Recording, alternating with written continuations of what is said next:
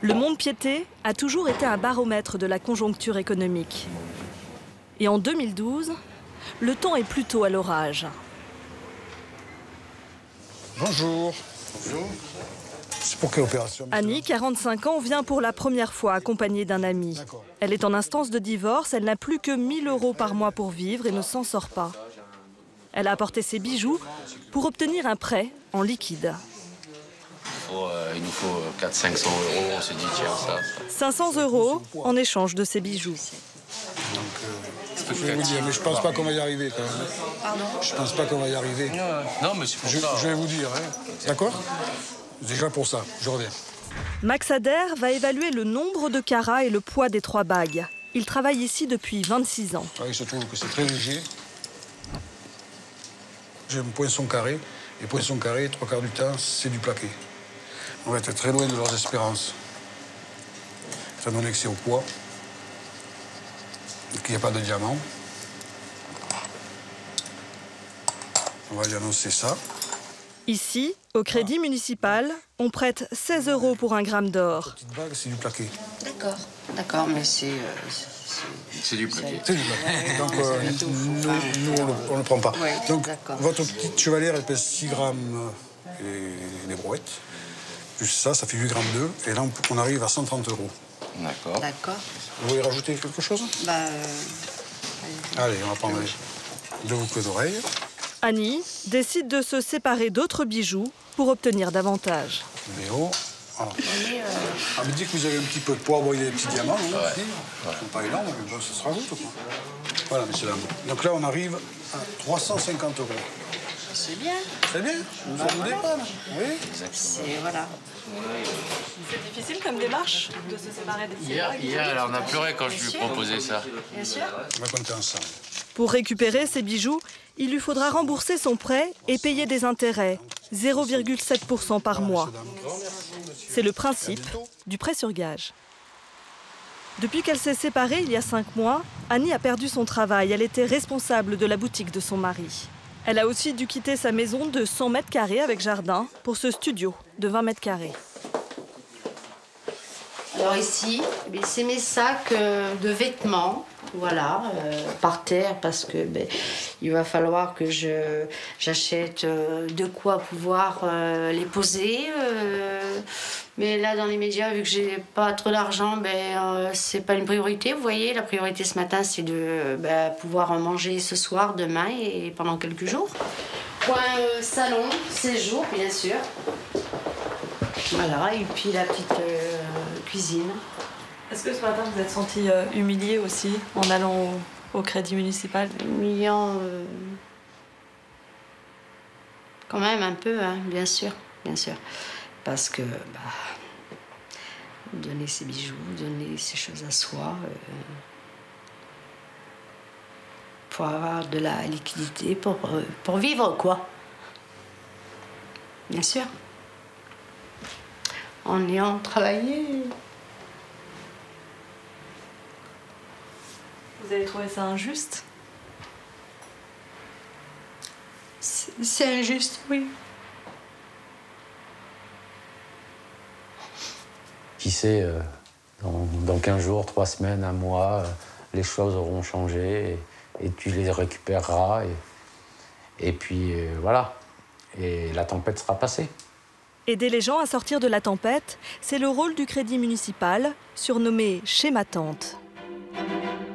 L'idée est née au XVe siècle en Italie. Un prêt avec des taux d'intérêt limités pour permettre aux plus démunis d'échapper aux usuriers. Au XVIIe, le mont-de-Piété arrive en France. Tout le monde y a recours. Même le fils du roi Louis-Philippe, accro au jeu, y gâche sa montre. Honteux, il prétend l'avoir laissée chez sa tante. L'expression est restée. Le crédit municipal s'installe dans toutes les grandes villes de France. Autrefois, n'importe quel objet pouvait être gagé.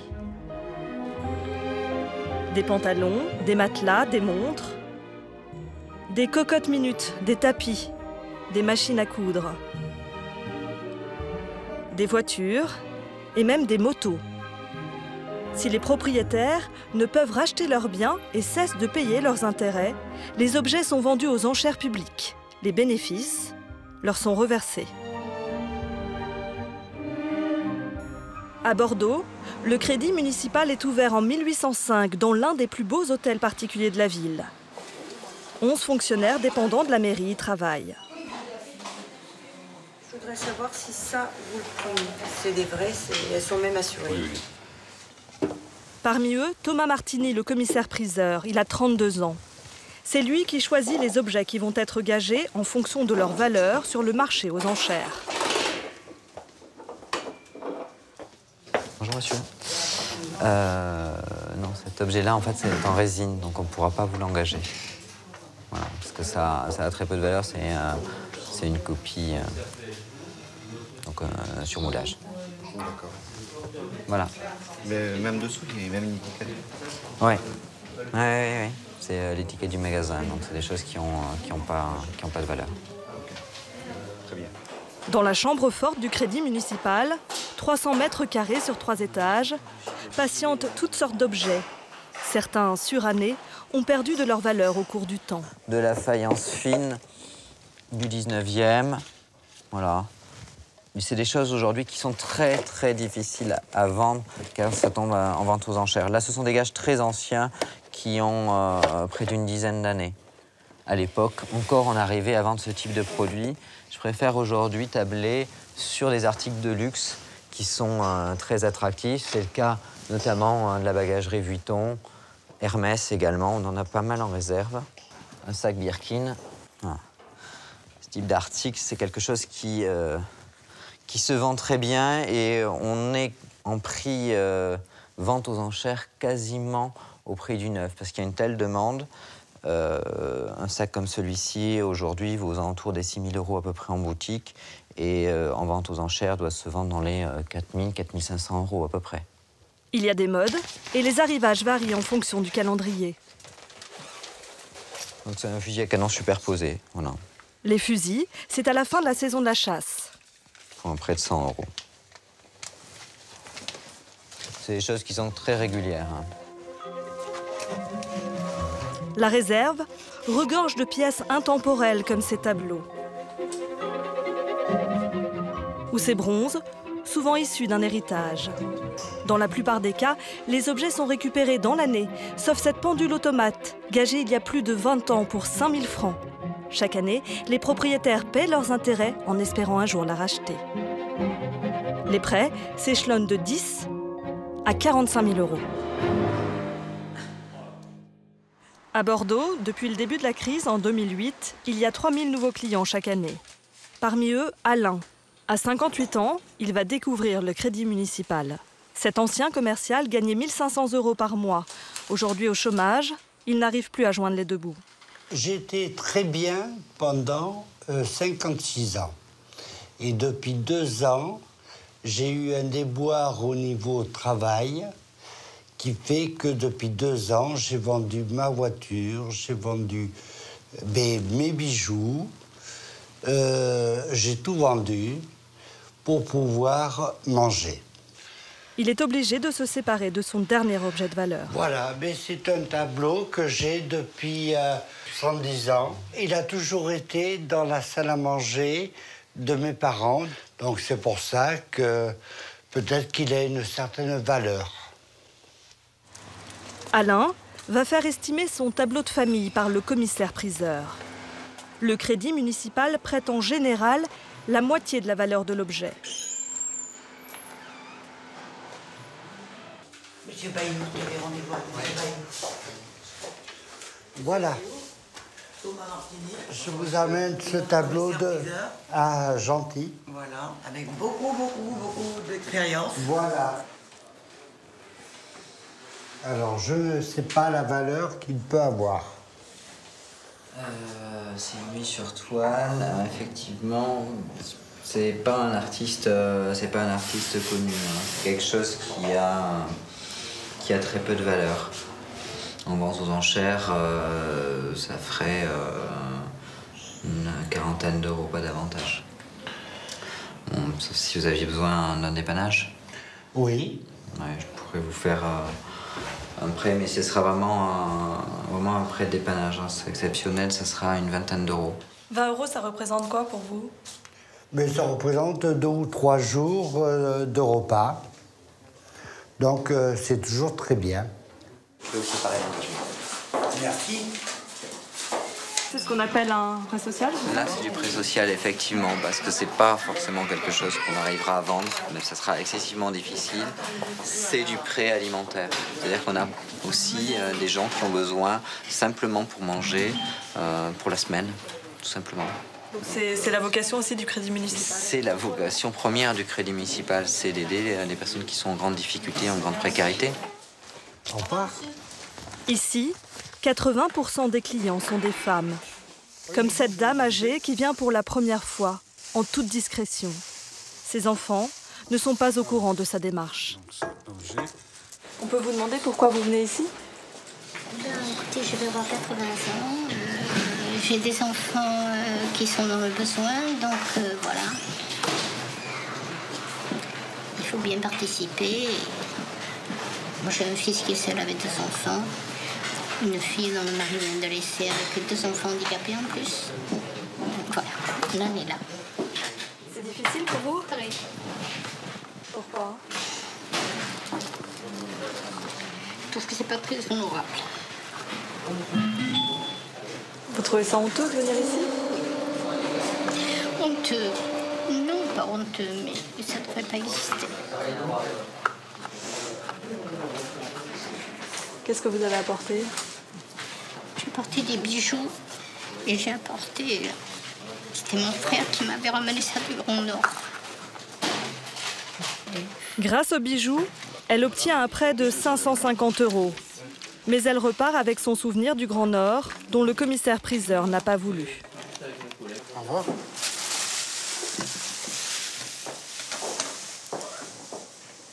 Après toutes ces années, vous arrivez à continuer à rester insensible à ce genre de situation? Non, tout à fait. C'est-à-dire qu'on essaye de garder, d'être le plus simple possible. C'est-à-dire que c'est pas facile. C'est pas facile des fois, hein, quand vous avez des gens qui pleurent, etc. On essaie de les rassurer, de ne pas trop rentrer dans leur malheur quand même. C'est fréquent? C'est assez régulier, oui. Surtout quand c'est les premières fois. Chaque soir, Mireille, la responsable du Crédit municipal, vérifie les objets gagés de la journée. 10 bracelets. 3, 4, 5, 6, 7. Dans 90% des cas, ce sont des bijoux en or qui racontent toujours des histoires difficiles.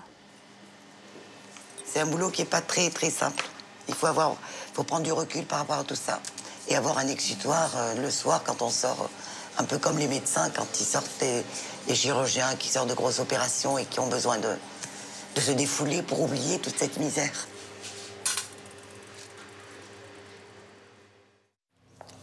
Ce matin, Thomas Martini a rendez-vous pour une expertise d'un nouveau genre. Ce client souhaite déposer un article de valeur que l'on accepte en gage ici depuis seulement 2 ans. Du vin. Et à Bordeaux, forcément, il y a de l'offre et de la demande.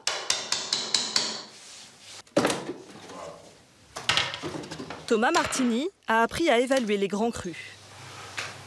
D'accord, parfait. En 98 étant un millésime sympa. C'est un vin plutôt bon. C'est pas un très grand château, mais c'est un bon château. Voilà. Donc c'est quelque chose qui... vous voyez, j'ai prêté 300 € à la caisse de 12, qui, en vente aux enchères, ferait aux alentours du double, des 600 € à peu près. Je vais vous laisser le chercher. 300 € pour une caisse de Pomerol 98, c'est ce que l'on prêtait il y a encore 30 ans pour une armoire 18e. Les grands crus prennent moins de place, mais beaucoup plus de valeur d'année en année. Comme l'or, le vin est devenu un placement sûr et la cave du Crédit municipal se remplit de pépites.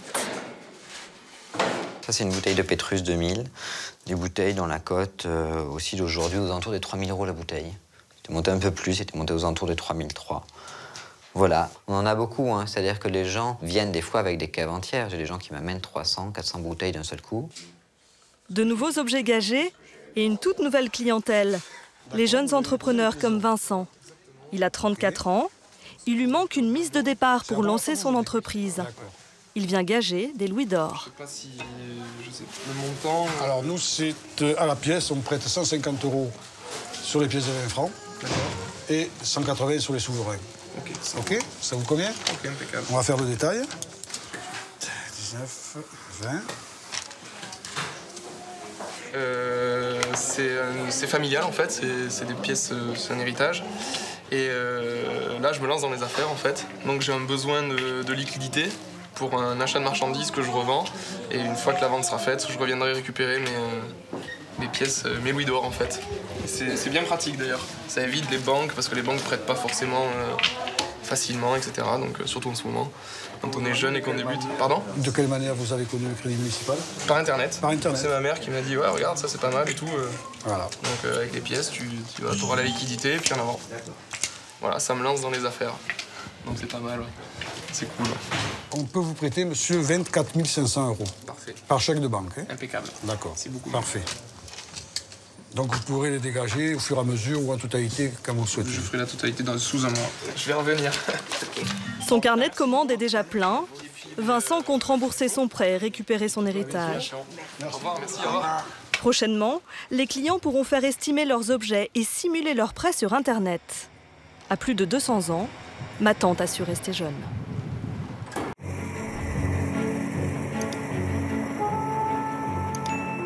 Comme chaque mercredi après-midi, Norbert traverse le 7e arrondissement de Lyon. Depuis décembre, ce cuisinier au chômage a rendez-vous à 10 minutes de scooter de chez lui. Pour la première année, il est bénéficiaire des Restos du Cœur. À horaire fixe, 15h30, il vient faire ses courses dans ce supermarché particulier géré de A à Z par des bénévoles. Bonjour. Bonjour. Norbert, mercredi, c'est bon, allez-y. Norbert remplit son panier pour sa femme, sa fille de 13 ans et lui. Bonjour. Oui, bonjour. 18, c'est le nombre de repas complets auxquels Norbert a droit chaque semaine, soit 6 par personne. Oui, des carottes. Oui. Les produits ne sont pas imposés. Norbert choisit les légumes qui lui plaisent. Des pommes de terre. Oui. Et voilà, c'est bon, voilà. Eh bien, merci beaucoup. De rien. Les denrées ont été achetées avec l'argent des particuliers ou viennent directement de l'Union européenne et des grandes surfaces. Je vous remercie. Bonne journée. À vous aussi. Merci. En moins de 5 minutes, ces sacs sont remplis. Norbert n'a pas très envie de s'éterniser.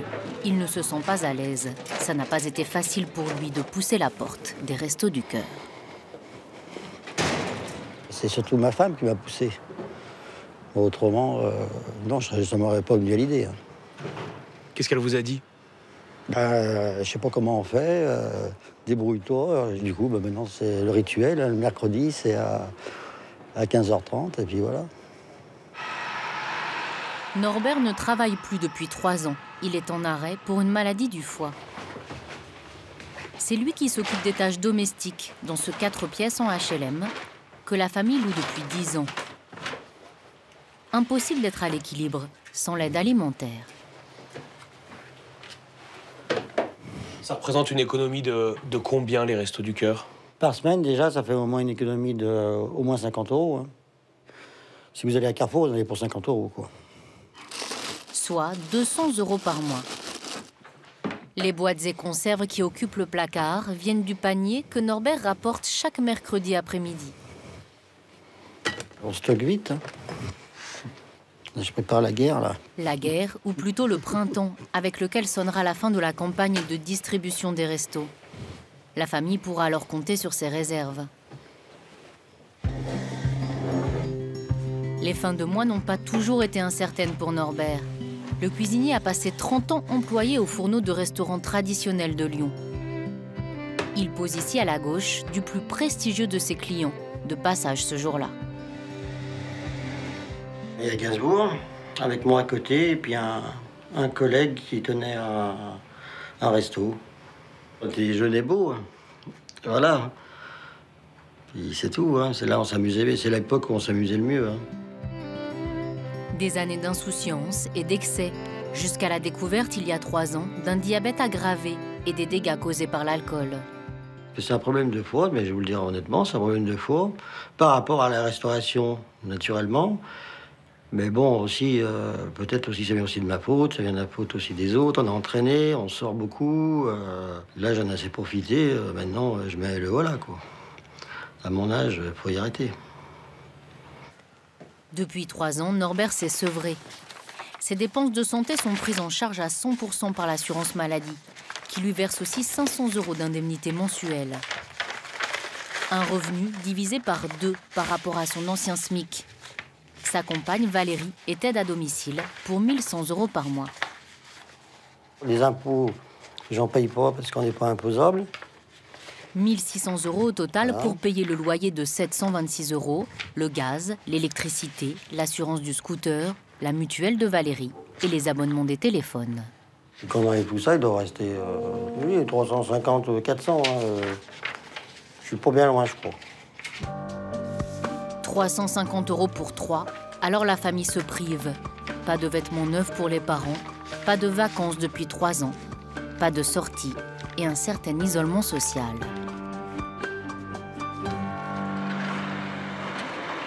Parmi les bénéficiaires des Restos du Cœur, également beaucoup de mères isolées. En France, une famille monoparentale sur 3 vit sous le seuil de pauvreté. Alors Isabelle mise sur la solidarité entre voisins. Cette maman solo de 49 ans rassemble pour chaque dîner sa famille et celle de Sandra, sa voisine, dans la même situation qu'elle. Je mets les pâtes, tu mets la sauce dedans, Dylan.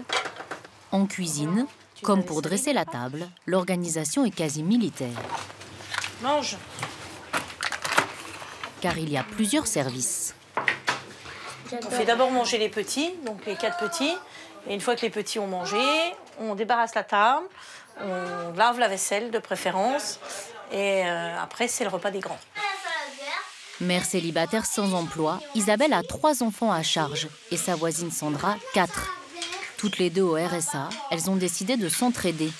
Le fait d'acheter en commun la nourriture permet aux 2 mamans de faire des économies. On a pris une habitude, c'est de mettre tout en commun, de faire nos courses ensemble, de faire les repas ensemble. Financièrement, on s'y retrouve. Un menu facile à préparer et bon marché. Pâte à la carbonara pour tout le monde. À 21 h, c'est le 2e service pour les grands.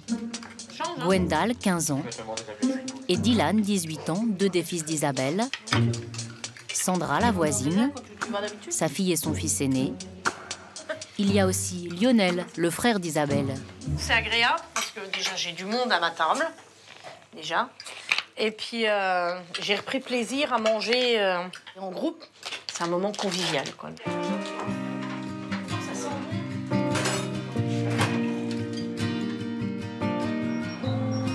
Maman pour la première fois à 19 ans, Isabelle a eu 6 enfants. Les 3 plus grands, Johan, Gwenaël et Kelly, ont pris leur envol. Ils travaillent et ont fondé leur propre famille. Isabelle a élevé tous ses enfants seule. Une vie de combat au quotidien. J'ai une grande fierté pour eux. Vous avez réussi votre travail? Oui, je pense. Je leur ai donné un maximum de choses. Vous allez me faire pleurer. Qu'est-ce que vous leur avez apporté? Je pense beaucoup de choses. Je leur ai donné les bases, être un maximum bien éduqués. J'espère que les 3 derniers feront la même évolution que les 3 grands, auront un métier, trouveront plus facilement que leur maman un emploi, espérons, ou alors que la vie sera peut-être beaucoup plus facile pour eux qu'elle n'a été pour moi. Chaque matin, après avoir déposé son petit dernier à l'école, Isabelle s'attable devant l'ordinateur pour éplucher les petites annonces d'emploi en ligne. Après un BEP de comptabilité, elle a été caissière, secrétaire, auxiliaire de vie.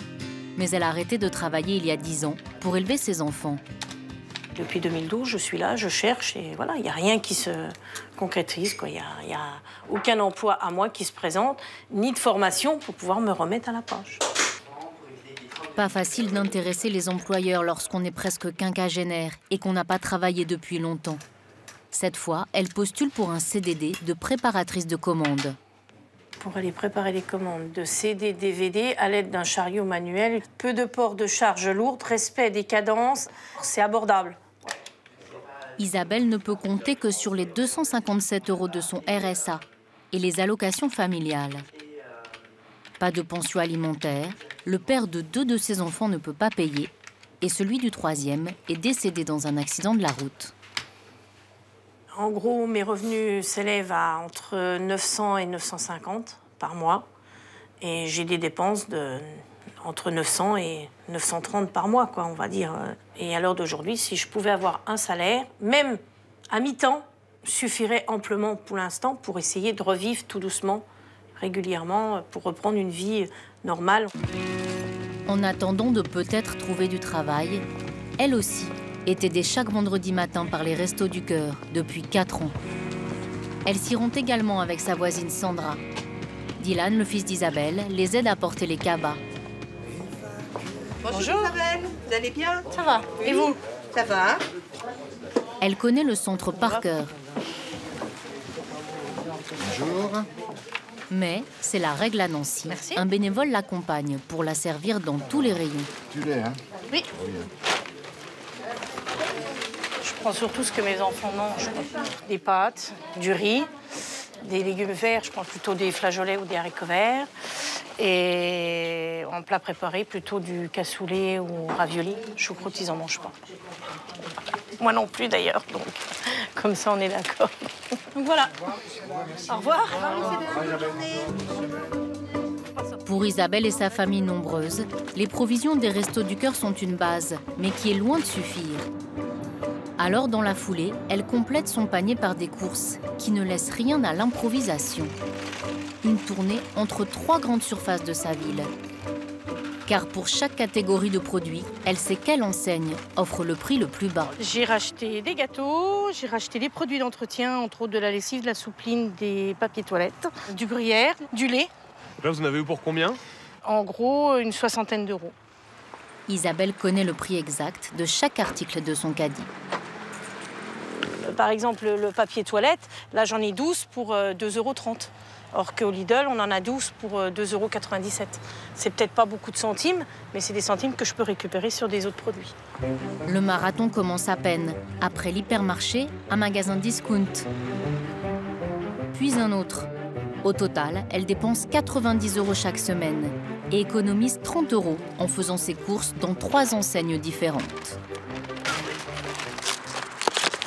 Cette économie lui permet une dépense sur laquelle Isabelle ne transige pas. Vous pensez gagner, les mecs? Oui? Motivés? Réveillés? Le sport. Dylan et Gwendal jouent au handball et leur mère n'a jamais manqué un match.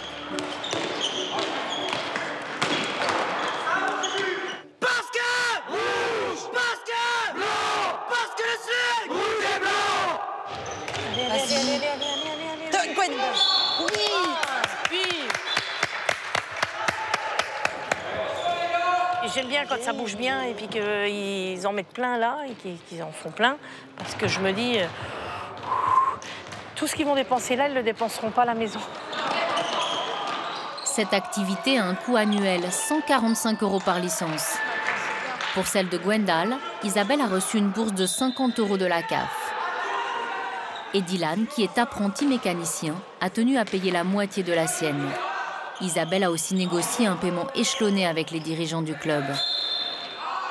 Si elle y met le prix, c'est parce qu'à ses yeux, le sport est socialement valorisant. Je vois des sportifs, je vois des enfants qui en veulent, des enfants qui ont une passion et qui réalisent là leur passion. L'envie de jouer, l'envie de vouloir gagner, l'envie de vouloir montrer ce qu'ils sont capables de faire. Dans les mains des fils d'Isabelle, un ballon suffit pour s'évader, pour s'envoler au-delà des difficultés. Oui, ben voilà. Bien joué, gars. Norbert, lui, n'envoie pas dans les airs des ballons, mais des avions. C'est le seul loisir de l'ancien cuisinier. L'aéromodélisme, sa passion depuis l'enfance. Il pilote chaque semaine ses modèles réduits avec son meilleur ami dans la campagne lyonnaise. Chez lui, Norbert colle, visse et bichonne ses engins, sans rien dépenser. Du coup, vous avez un budget avion que vous vous réservez? Ah bah je dis plus là. Oui, mais je me débrouille. Voilà. On fait du troc aussi. On échange. Voilà. Pourquoi c'est important de garder un loisir, une passion, même quand les temps sont un peu plus difficiles? Autrement, je fais quoi là? Je bois du noir? Non, je regarde la télé toute la journée? Non, je peux pas ça. Non. Sa fille et sa compagne ne vont pas tarder à rentrer. Au dîner, un petit plaisir glané au Resto du Cœur, des tomates farcies. Accompagné d'un gratin de courges, la touche personnelle de Norbert. C'est tout bon ça. Il est 18 h. Pénélope et Valérie sont de retour. Coucou. Alors? C'est froid, hein? Pénélope est en 4e. Valérie était partie depuis 7 h du matin. Tu prends le grand verre, Pénélope? Elle est auxiliaire de vie depuis 21 ans. Elle passe 5 heures par jour chez les personnes âgées et le même temps dans les transports, à sillonner Lyon de visite en visite. Des journées à rallonge pour un salaire à mi-temps. C'est pas simple tous les jours, se priver, sur de l'habillement, sur des soins de santé. Je trouve ça pas normal de nos jours. Donc il faut se battre et essayer de survivre. Il n'y a pas d'autre mot à l'heure actuelle pour nous. Mais bon, bah voilà. Après, j'espère que notre fille n'est pas trop malheureuse. Enfin, on essaye, hein. On essaye que ça se passe toujours bien. Oui, mais vous qui pensez aussi à eux, il n'y a pas que moi. Je leur ai dit souvent, mais ils ne m'écoutent pas. On t'écoute pas? Non. Super, on va pouvoir aller sur un cinoche, Norbert, tous les deux. Non. C'est gentil ce que tu dis, Pénélope. Vous, Valérie, c'est quoi votre espoir? Bah, que Norbert déjà retrouve une santé plus stable, qu'il puisse retrouver un travail, même si c'est pas à temps complet, moins à mi-temps, qu'il retrouve une vie sociale, qu'il retrouve confiance en lui, un bien-être, ce qui est important. J'espère que Pénélope, qu'elle soit fière de nous, quoi. Je la fais pleurer parce qu'elle n'a pas l'habitude. Il y a certaines choses, ça se dit pas. Moi, je le dis facilement. Par exemple, deux, non, ils le disent pas. Et quand je dis que le pilier, le chargé de famille, c'est Norbert, je prends juste le relais. Et après, quand tout ira bien, je lui redonne tout.